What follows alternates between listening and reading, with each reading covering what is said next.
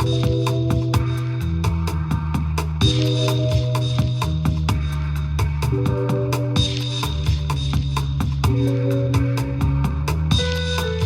I'm Morgan Beckma, Editor-in-Chief of City and State, and we are at City and State's Buffalo launch party, and we're glad to be joined by State Senator Tim Kennedy. Senator, thank you so much for taking some time with us. Thanks, Morgan. Welcome to the center of the universe, Buffalo, New York. I feel like I'm in the center of the universe. You know, you just had a very exciting, hard-fought election. You won in the primary. You were challenged by the minority leader of the legislature. She challenged you 2 years ago. Last time was a nail-biter. This time you won by a sizable margin. What was different this time around? Well, I think the resounding victory that we had was a demonstration of the work that we've done over the course of the last year and a half. And it's a very short period of time, but we've delivered tremendous results to the district that I represent, to which back in 2012, when we ran the first time in this district, about 40% of the district I had never represented before. It was newly redrawn with the new census data and the new gerrymandering of the districts, an additional district, an additional Senate seat.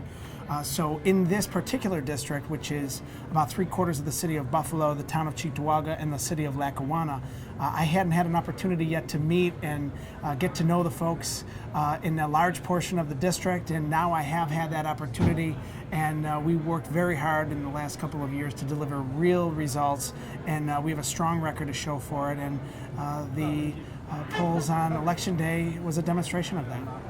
2 years ago, I moderated your debate with Betty Jean Grant. It was a very acrimonious debate. This time, the campaign was also rather acrimonious. And the party, the Democratic Party, was divided in this race. And now, just this past weekend, Chairman Zellner was reelected.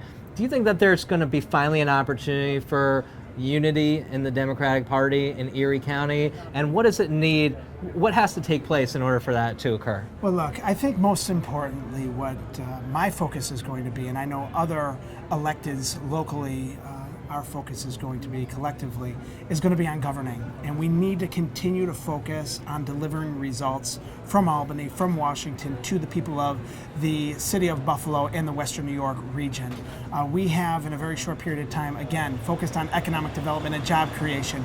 Just today, the governor was here in Buffalo to announce with us and to put the shovels in the ground for the new Riverbend project, which is a remediated brownfield site where there's going to be 3,000 jobs created in the heart of the city of Buffalo, in the heart of my district, where before it was a former Republic steel site that is now being transformed into the largest light manufacturing of solar panels in the entire Western Hemisphere. That is on top of so many other jobs and opportunities that have been created because of the Buffalo Billion, an enhanced focus on education and bringing more resources to our community, focusing on keeping our children safe in their homes and out in the community, focusing on fighting against perpetrators of abuse and domestic violence. So we have a very strong story to tell. We need to continue to focus on the things that matter to people in Western New York and across New York State. We need to continue to focus on improving our economy, creating jobs, fighting violence, ensuring that people all across our community and all across the state have a voice in government.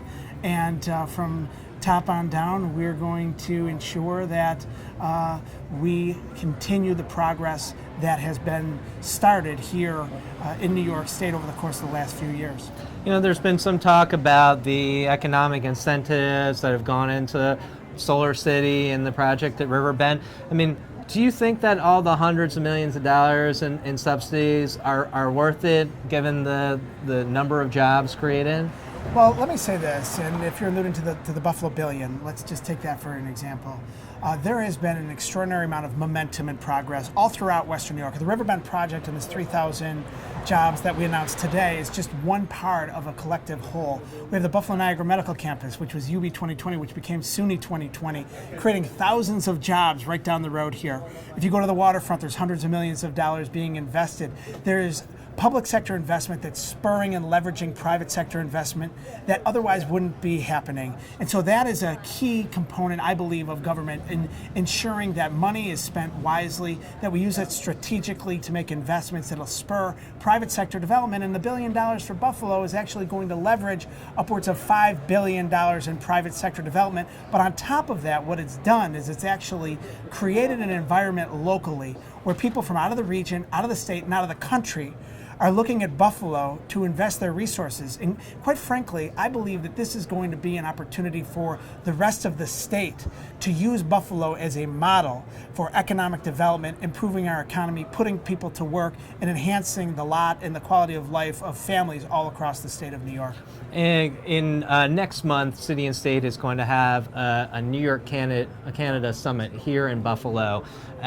Do you feel like we're doing enough to maximize the relationship between New York and Canada? We have $8 billion in cross-border trade, but it doesn't seem like the type of, we don't hear a lot about that conversation. What are your thoughts about the relationship? Well, it's happening. It has always happened, but I believe in the last few years it's happened at a much higher and aggressive pace than it has in years past.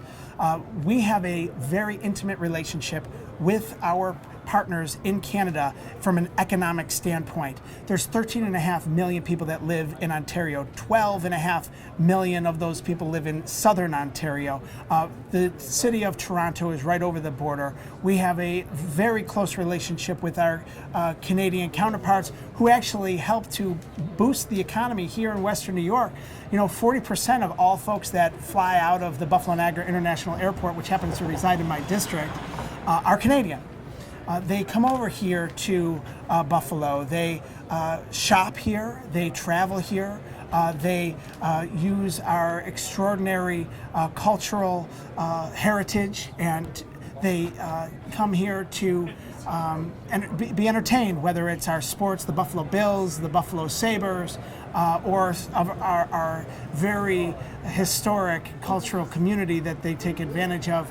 We have a strong partnership with Canada. I think it's growing. If you look at the economy that Canada has right now, the American dollar is more on par with the Canadian dollar, which has spurred more of an economic influence from our Canadian counterparts. And quite frankly, we've brought in companies like Welded Tube of Canada, which is now Welded Tube USA, again, right on the border of my district, right on the waterfront in the city of Lackawanna. There's been 75 jobs that have been created by bringing a company in from Canada that wants to put the stamp of approval, made in the USA, on that steel, which will allow them the opportunity to take advantage of the federal funds that are coming into our community across the nation as well. So we want to make sure that we continue the robust relationship that we've had with our Canadian counterparts, and we look forward to that into the future. And lastly, Senator, I wanted to ask you, there was some talk that if Betty Jean Grant was victorious against you, that she might join the IDC. Do you think that was a repudiation at all of the IDC? Did you think that, was that at all a factor in voters' minds that you were going to caucus with the regular Democrats and it was clear where you stood? Well, look, in the last few years, the Senate has had some tumultuous relationships on both sides of the aisle, and all three sides of the aisle, if you want to call it that. And the Republican-led coalition in the Senate, I don't believe is in the best interest of working families in New York State. It has blocked advocacy for an increased minimum wage. It's blocked the Women's Equality Act in its entirety. It's blocked ethics reform. It's blocked stronger environmental protections for our state.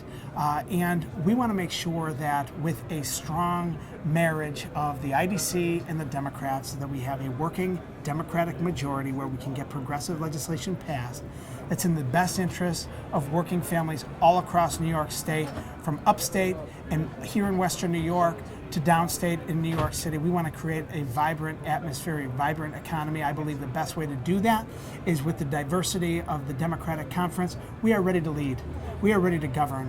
This is a different Democratic Conference today than it was just a few short years ago before I joined the Democratic Conference in the New York State Senate and before we began the transformation of New York State. We had the most dysfunctional state legislature in the entire nation, and that was with Republicans and Democrats working in the state legislature.